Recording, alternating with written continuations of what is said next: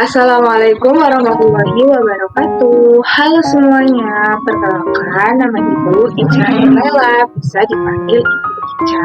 Ibu merupakan mahasiswa UPI Purwakarta yang sedang melaksanakan P3K di SD Negeri Ekologi Kahuripan Pajajaran. Oke, gimana kabar kalian hari ini? Semoga sehat ya. Nah, sekarang kita akan belajar apa?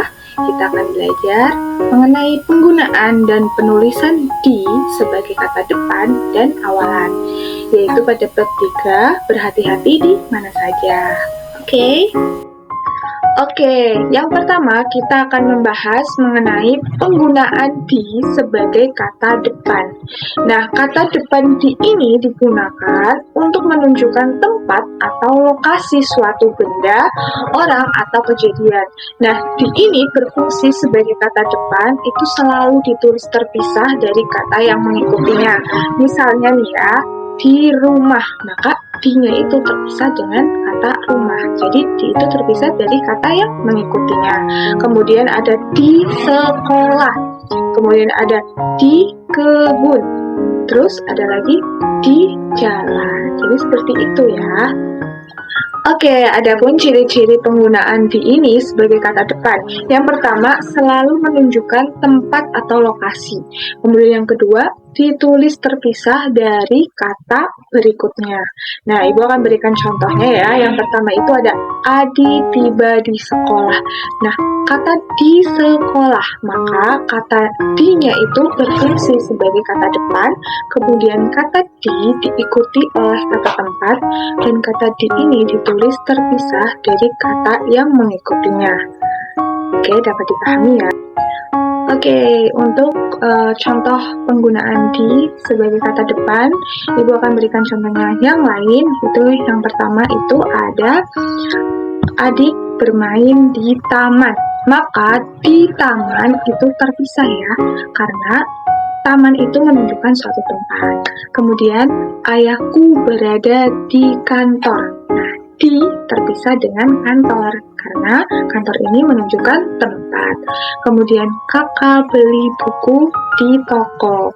Di dipisah dengan toko, seperti itu ya. Oke, yang kedua, penggunaan di sebagai awalan. Nah, bagaimana penggunaan di sebagai awalan? Nah, di juga bisa digunakan sebagai awalan kata kerja pasif.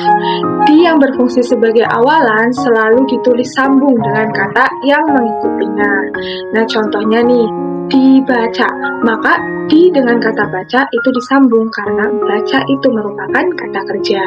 Kemudian juga ada dibawa, maka disambung juga. Kemudian dimakan, disambung. Kemudian diminum, juga disambung di dengan minum. Seperti itu ya. Nah, adapun ciri-ciri penggunaan di sebagai awalan.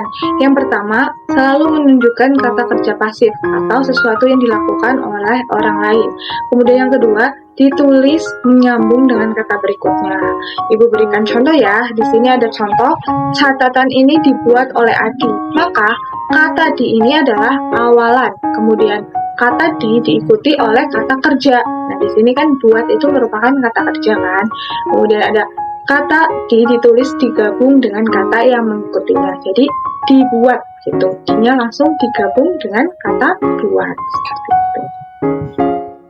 Oke anak-anak, untuk contoh penggunaan di sebagai awalan itu ada Ibu berikan 3 contoh. Yang pertama, buku ini dibaca oleh guru. Nah, kata dibaca itu tulisannya digabung di dengan kata baca karena baca ini merupakan kata kerja, maka digabung.